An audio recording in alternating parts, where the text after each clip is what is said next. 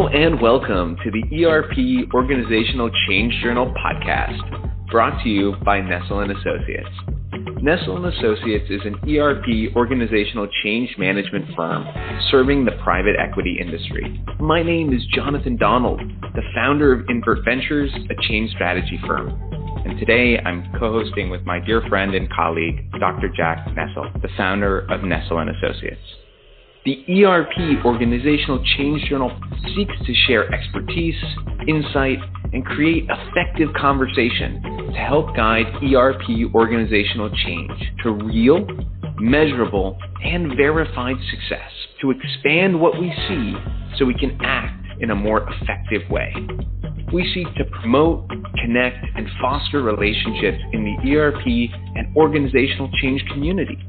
The primary purpose of this podcast is to discuss, share, and reflect upon effective and efficient ways in which to realize ERP organizational change success.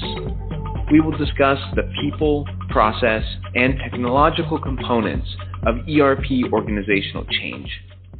This podcast is intended as a forum to study, share, and discuss ERP organizational change. It's our sincere hope that this will be a collaboration tool and resource, and that we hope you will find this podcast useful as we share lessons learned, explore best practices, and discover the human elements of ERP organizational change. Our podcast draws on knowledge from extensive research, collaborative learning, and practitioner experience of both project successes and failures. A general review of the theme of ERP and organizational change practice, literature, and research suggests that an understanding and critically an awareness of tactics founded in principle is fundamental to ERP organizational change success. We'll discuss these tactics, explore these approaches, and discover the principles that may be useful in addressing your ERP organizational change challenge and risks. We look forward to having you join us. Jack? Hey, thank you, Jonathan. We are a podcast that desires to engage in valuable insight into the world of ERP organizational change success with interviews and roundtable talk. Our guests include experts and pioneers in the field, which include organizational stakeholders, practitioners, and researchers. Our podcast is a platform for those seeking to share, learn, and reflect on ERP organizational change success. I'm looking forward to another great conversation with Tim today. Listeners, please note this is the second part of a two-part conversation. In this episode, part 2, we will discuss the value of business intelligence, understanding and measuring operational issues with Mr. Tim Van Mieghem. Mr. Van Mieghem is a partner of the ProAction Group, an optional consulting firm which he co-founded in 1995. Tim has 30-plus years of experience helping middle-market companies identify, quantify, and mine latent value. He's widely recognized for his expertise in supply chain functions and as an author of the Implementing Supplier Partnership book, known for presenting at national and local conferences and creating numerous articles on value creation, sourcing, and logistics. In addition, he created the firm's proprietary Ninebox inventory and pricing tool, which has helped countless companies optimize their inventory levels and improve their pricing practices. In this episode, we will explore and discuss some key business intelligence concepts, including data-driven decision-making, systems audit, process-driven leadership, key performance indicators, and innovatively incorporating technology. This episode will discuss how to turn data into insight that is actionable. Timely and accurate visibility to operational data is a significant competitive differentiator. We will discuss many people, processes, and technological influences that help ensure organizational business intelligence, availability, and alignment. We will explore more with Tim the challenge of strategic decision-making. With that, let's continue our conversation with Tim. So switching gears here, because a lot of this is predicated on making sure that we're measuring the right things. And KPIs, the key performance indicators, are very useful. Oftentimes when they're not there, they're the first thing I look for. And you have a few articles that talk about them. I actually want to get a different discussion going with you. The danger of KPIs is the same reason why they're useful in my view, because what you measure, you get. And especially with this model of the economy and businesses as a machine, what do you see as the danger with KPIs? I love that question. And, the first is to be careful what you ask for. That is the first one. And I believe that in a good company, every single person is going to have a number. They have something that they own within that company that if something goes on in that topic, they're the ones who are going to talk about it. It's a very powerful thing. But if you ask people for the wrong things, it can be very devastating. I once had a client that had in the past wanted to reduce scrap on a cardboard product they were making. And so they told everyone that they were going to give them a bonus if they reduced scrap. Mm-hmm. And what they had been doing was buying standard width cardboard and slicing it to the size they needed. And somebody figured out, well, if I buy the width I need, I don't have to slice it and I won't have any scrap. Well, buying the width you need means I'm now buying multiple SKUs because I have to buy each width I'm going to need. And that's much more expensive than buying standard width cardboard. Mm. And so what ended up happening was that their inventory levels shot up, their costs shot up, and on top of that, they had the benefit of paying people bonuses for that change. Yep. It was a poorly designed metric. So this is so important here because part of human nature is to figure out how to benefit from a system, in my experience of it. And so what happens is, as you clearly demonstrated, what was thought to be a useful reduction in cost on an individual or even a divisional level looked to be a major organizational cost. Amen. Yeah, I think like you were saying, Tim, and the answer to the previous question and to Jonathan's point is one of the main dangers with KPIs is making the wrong assumptions, right? And that's why that conversation with the people beforehand and really understanding KPIs and metrics and how and why they're using them is a critical part of developing KPIs. Absolutely. Absolutely. And Tim, a little follow-up here I want to ask you, because KPIs often aren't the things we're actually looking for. The map versus the territory idea here.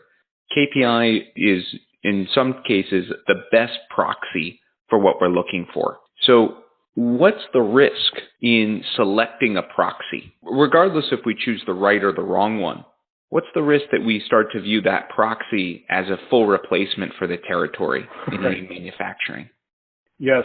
If I'm following the question correctly, you can't measure, tell me if this is the question, we can't measure exactly what we're trying to do. So we get a proxy, and then people kind of view that as the goal. Sure. As opposed to a proxy for the goal. Yeah. That's exactly it. Yeah. So, I think there's a couple of things, and this, maybe I'll tie it back to the dangers of KPIs in general. What our real goal here is to align behavior with the strategy of the company and to give people good, clear feedback of when they need to adjust, processes, approaches, behavior. And so if we use a proxy and it becomes an opportunity then for people to sub-optimize, for their department or what have you, then it becomes a problem. Like scoring the most points in a football game or scoring a lot of points in a football game seems like it's a great proxy for winning the game. But if you don't have the defense to actually keep the other side from scoring, that it doesn't give you what you need. So there is a limiting factor to the use of a proxy. The other thing related to that too is that idea of really understanding the problem and diving in deeper. There's another great Einstein quote where he said, "We should make everything as simple as possible, but no simpler." And if we use a proxy that gets us kind of closer in the direction of what we're trying to get to, but it oversimplifies it, then it becomes terribly dysfunctional. There's another one too that I've seen. There's a great metric in manufacturing companies that tracks the use of your total capacity. It's called OEE. OEE, overall equipment effectiveness, and it measures if you take the line speed that you're supposed to run, the 24 hours in a day, 100% first pass yield, and uptime, that it's always available to run. Okay. That provides you sort of like your universe of what you can accomplish. And 85% is considered world-class and the best and the highest performing companies. Any number can be good, though, based on the circumstances that the company's going through. But what we also see is that people start to try to interpret. And they'll say, you know what, I just want to measure it when we're running. And as that happens, it becomes like two people then, it's that definition of what does this actually mean? Or another one is when people measure on-time delivery, is understanding the definition of what we're measuring. Because some people will say, well, if we agree to place an order, this is when we said we're going to ship it. And if we ship it, then we're on time. But if the customer actually requested it earlier, that may or may not be incorporated into that. Was it shipped complete and full? Was it shipped in one shipment or multiple? And was it shipped correctly? Did we ship the right product? If we don't have clarity on what's actually being tracked and measured, it can lead to very bad decisions. Absolutely. Okay, so Tim, I just want to share a quote with our listeners from a ProAction article in which I believe you were the author of the article, and you'd mentioned, quote, "Knowledge is power. In the area of limited benchmarking, Alexander was in many ways best in class," and referring to Alexander the Great. "He could not always follow a similar organization's pattern of success, but could instead rely on his knowledge-based intuition. Benchmarking, while a good tool to use, is not reliable when developing innovative solutions," end quote. Here's a challenge question for you in one sentence or less. Sure. Why do you make the statement? For a couple of reasons. Here it is in a nutshell, though. If you're benchmarking to develop your plans, you're limited to performance that's already been demonstrated by others. That's the first piece right there. You will never break through to undemonstrated levels of performance if you rely on benchmarking. Benchmarking to me should be used on the other end. If I'm not doing better than what other people are doing, then that's a problem I need to look at. But benchmarking to say, where should I be, is not effective for that reason, okay? That's so There's powerful. another That's incredibly powerful. There's a couple of other offshoots of that too. One is that the problem with metaphors or benchmarks is people often focus on what the difference in their story is versus what was reported. A benchmark will be discounted when their situation is different. So not only are we limited to demonstrated performance, what I've seen be very common is people will then discount that benchmark because of differences in the examples or in the benchmark versus outcome. And, you know, the power of dissecting your own data using, you know, the lean manufacturing process to say, what does a waste-free system look like, is much more effective in designing our future and making it possible to get breakthrough results. Interesting. So in terms of applying and using current technology, if it not properly utilized, it can really drain and distract the company. And I'll start with one that's kind of obvious and near to your heart, which is ERP systems are a great example. What we find is many companies do not use their current system, whatever it is, well or thoroughly. Sure. Yeah. They have poor data hygiene. They do not nurture a problem-solving culture. And then their idea is to spend millions of dollars and years to implement a more expensive system that they will not use. Exactly. Right? So first, before going down that path, we have to put the habits in to have good data hygiene. Teach the company of how to do a plan, do, check, act, problem-solving culture. Then a system will be relevant for them. And that's an example. Another one is automation. People often will come in and ask us to evaluate their automation, and they think we're going to come in and tell them to automate more. Automation is great for companies that have longer runs and fewer items that they make. Automation often requires longer setups and a lot of maintenance.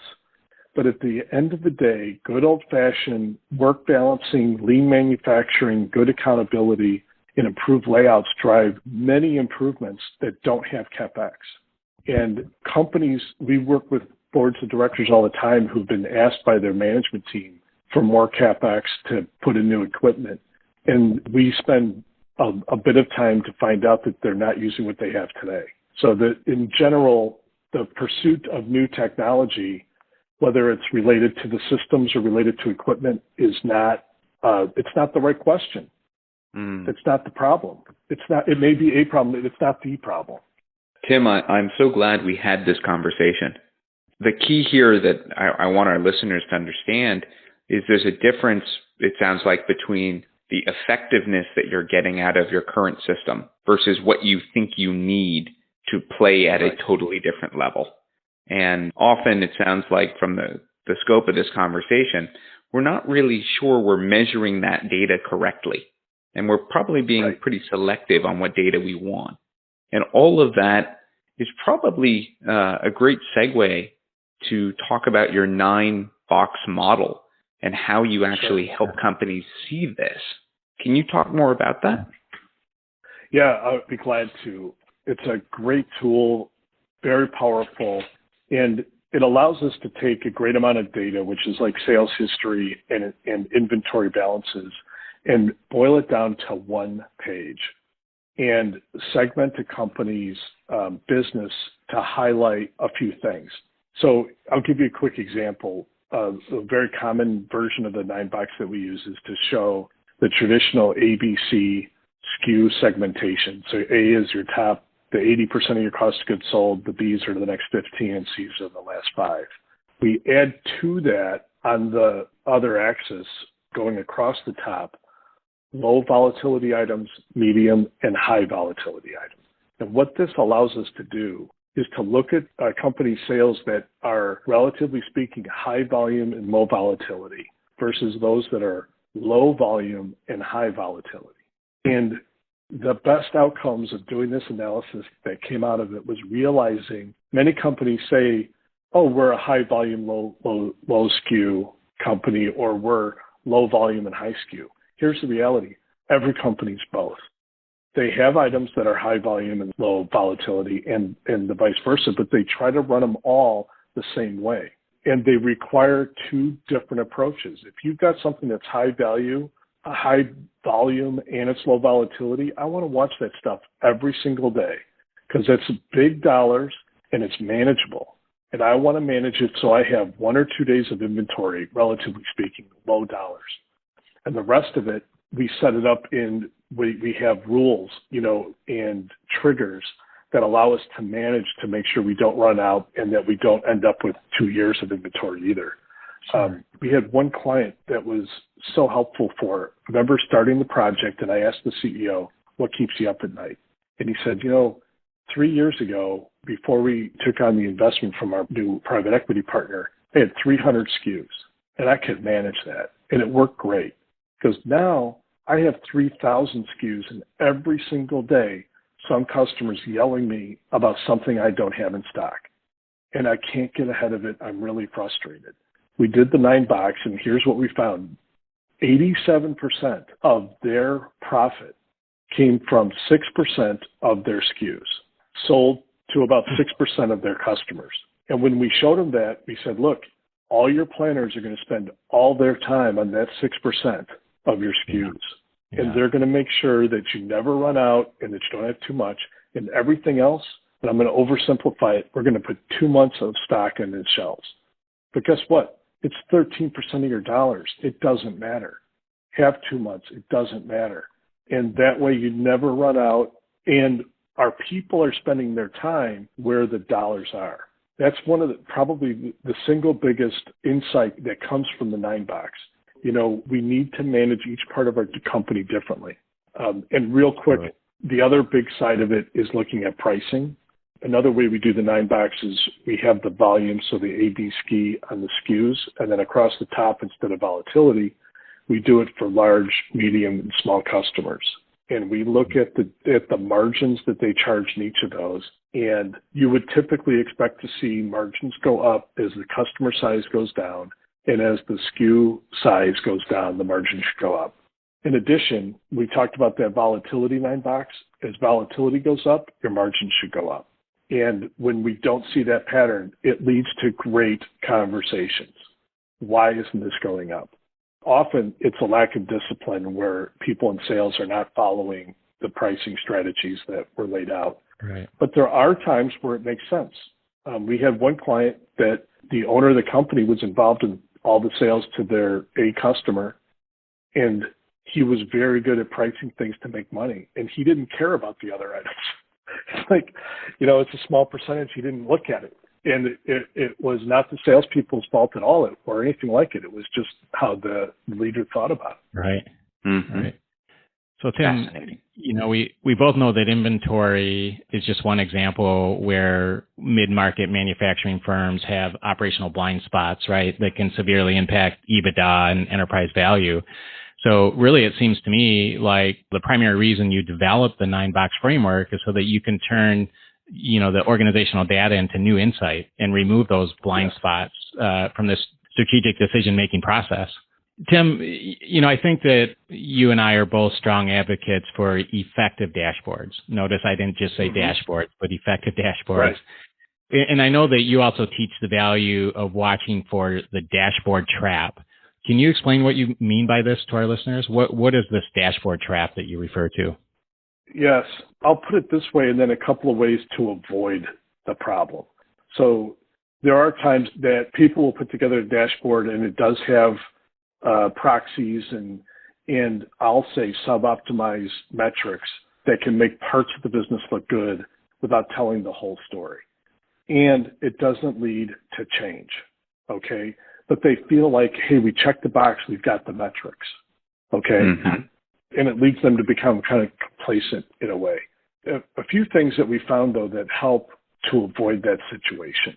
And the first one, and we've talked about a little bit, is to do a good job in designing the dashboard and the metrics you put on it.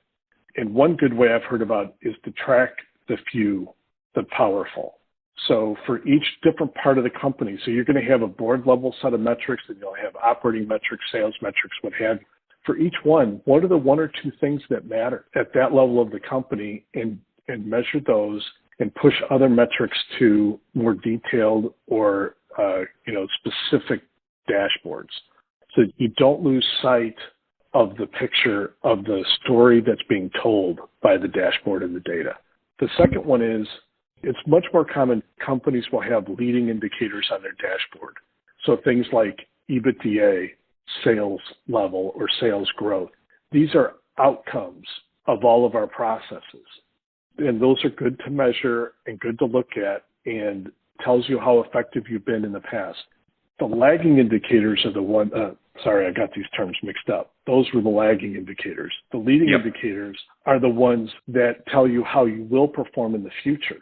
These are things like cycle times, internal quality, employee engagement, morale levels, employee safety, that allow you to look at the components of a healthy business, but it doesn't show up necessarily on the income statement as something you would go and talk about with the bank. And those leading indicators help people to understand when they're going to be successful and what they need to change when something's not optimized, so to speak. And then the last piece, which gets back to one of the ways that Jonathan kicked off this discussion, is the human piece. For a dashboard to mean anything, you have to do what we call it a Gemba walk, whether it's virtual or literal, but you need to walk the plant where they have the metrics and look and see how is it working? How is the plant running? How's the line running? How are the people doing? And actually see it. You go to where the work is being done and you make observations. You talk to people. You view metrics as a conversation starter, not a conclusion. And that is where the rubber meets the road. That's where you actually start to make change happen, and people view metrics not as an opportunity for them to get in trouble, but rather data that enriches a problem-solving, activity, where they get to think about and say, oh, I know how to fix this. I know how to make this better. It's very exciting and such a different way of looking at it. Tim, again, I find myself nodding my head here, right? Especially that KPIs become the starting point of the conversation rather than a potential for punishment. And from a change perspective, I'm amazed by what happens in a company when you switch the conversation from blame to inquiry. Yeah. And I think you've got a really counterintuitive process to help do that from this conversation.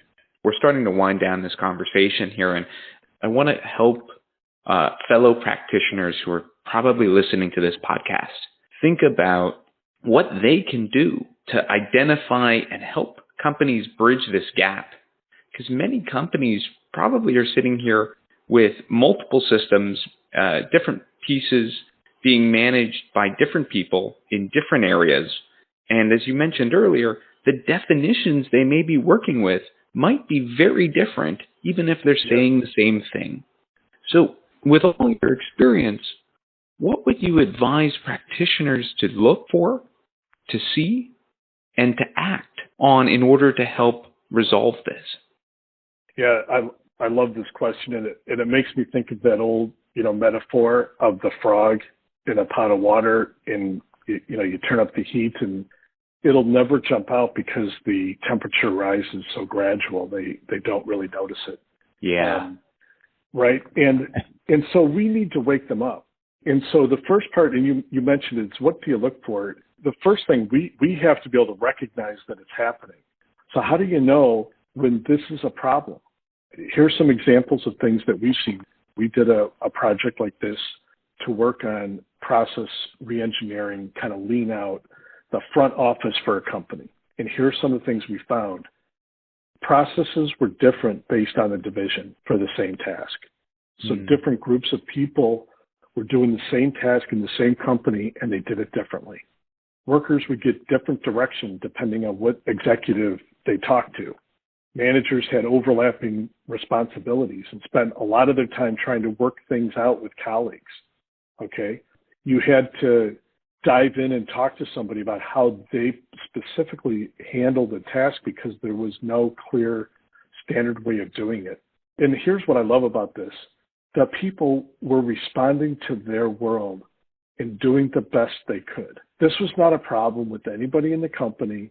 They were trying to do the best they could, but the way that the ownership had set it up, they did not set up an effective system. They did not have alignment even on what their goals were for the company. There were a couple of different divisions that each division was, kind of sub-optimized. And so the first part was they wanted us to come in and help them correct a billing system. We said the billing system is not the problem. The problem is that the data going into the billing system is dependent on who's working that day and on which project. And it's done differently. So they have to interpret every single project. It's so difficult.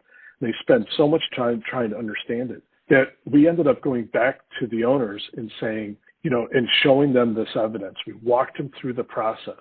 And actually, when this really became clear, is we actually had the entire management team and the people that did the work in the room together, and we walked through the whole process of the company, and people stood up and said, I had no idea you were doing that. If I knew that's how you were working, I would never do what I'm doing. I'm sorry for the trouble I've caused you. They had no idea.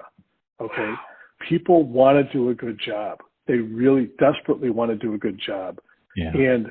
And so the key here is to when you get in and you see the signs that there's not consistency, there's instability, there's different ways that things are being done, then that's when you get to escalate it and go back and talk to the owner and say, look, I'd love to do this project for you, but until you fix these or address these other things, all I'm going to be doing is, I'm going to be pushing a rope or reorganizing the deck chairs. It's not the problem. And it's a great opportunity. It's a wonderful thing when you get to see that and help them come to that realization. Give them a chance to change what's not working. So true.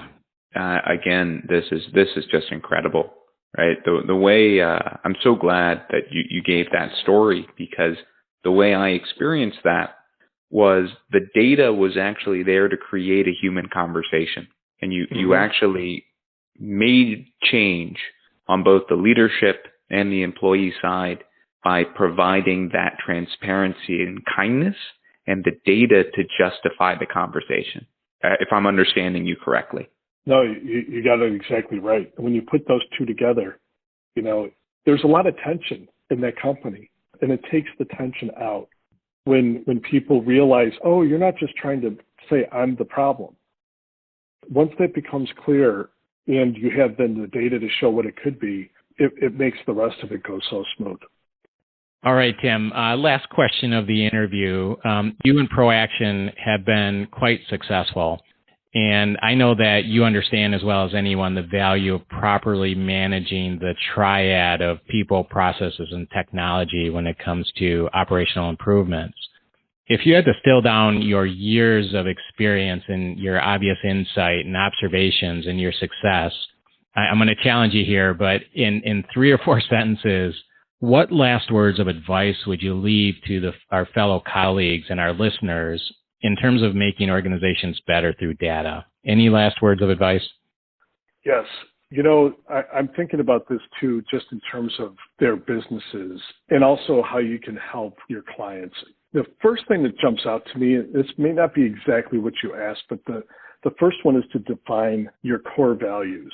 Okay, this is for you as your company and what you do and what you work on and how you work with your clients. Not your aspirational values, but those that actually define who you are and who your organization is today. And the reason I say that is because if you go in as a united front and you're thinking the same way, it's like a jazz band. And sometimes you get a group together and they jam. They play beautiful music because they're playing off each other and riffing off each other, and they've got a common, view and set of values of what they're trying to accomplish.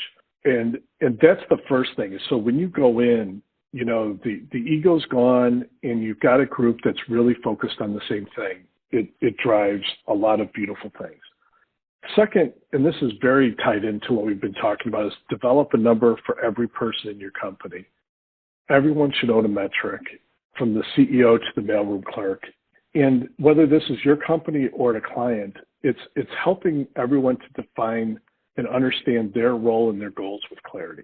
I found that to just be transformational when you think of it that way, as opposed to people just sort of gut feeling, what they're doing well and what their goals are. Jonathan just brought up a minute ago, it's to demonstrate that metrics are data points, not conclusions. Mm-hmm. Remember the human side. Talk to people, go to where the work is done, and follow up on things that are either out of spec or puzzling. And it's more out of a sense of curiosity and a desire to, the better we understand the problem, then we're going to actually be able to solve it. That's the critical thing. I heard Einstein say one time, it's not that I'm brilliant, it's that I stick with the problem longer. I understand what the real problem is, right? Right. And the last is to teach people how to solve problems. Make it part of the culture. Demonstrate on how, to focus on the problems, not the people. And it's not just an art. You don't have to be a nice person to do it. It's a science. It's a skill. It can be worked on. So it's interesting, Tim, because, that last question, we asked deliberately to kind of bring in that triad with people, processes, and technology. Yes. But it seems to me one of the things I'm hearing throughout our entire conversation, almost with every question actually, is this underlying theme or thread that is people, cohesion, and transparency is foundational, like you said. Yes. And I think that if I had to summarize, especially your last comment, I think that's how I would summarize it, is process and technology is critical, but perhaps this people piece and the cohesion between the people and the transparency between the people is absolutely foundational for operational organizational change success. Yes, absolutely. Well, great, Tim. Thank you greatly for your time today. We really appreciate it. What an interesting conversation.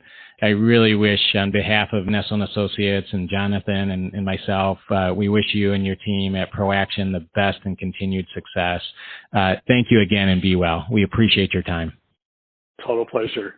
Thank you, Jack. Thank you, Jonathan. Thank you for a great conversation, Tim. Please join us in our next episode as we discuss effective organizational change with Dr. Eric Canny. Dr. Canny is a faculty member at the University of Southern California, Rossier School of Education. Dr. Canny is an educator, entrepreneur, producer, researcher, founding director, and chief innovation officer. Dr. Canny is founding director and chief innovation officer for the Global Risk Mitigation Foundation, a multidisciplinary business risk consultancy providing independent and objective risk assessments, compliance services, and cutting-edge risk management information.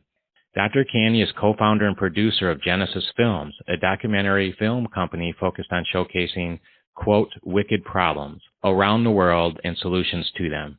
The Genesis Media Foundation, leveraging media to enact change in education, human rights and immigration, environmental and food sustainability, as well as medical needs and rights. Please join us again next week. We are incredibly excited and grateful to have friends, colleagues, and mentors join us on our podcast. We have an incredible lineup of ERP and organizational change speakers, authors, professors, researchers, pioneers in the field, practitioners, PE partners, business executives, ERP vendors, and organizational stakeholders. Please don't forget to subscribe to our podcast, and if you feel so inclined, leave us a review. We'd love to hear from you.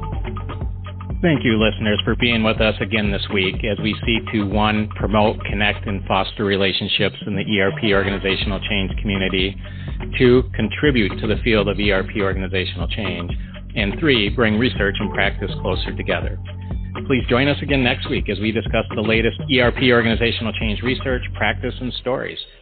Our podcast will draw on knowledge from extensive research, collaborative learning, and practitioner expertise and experience. Hashtag the ERP Organizational Change Journal. Have a fantastic week.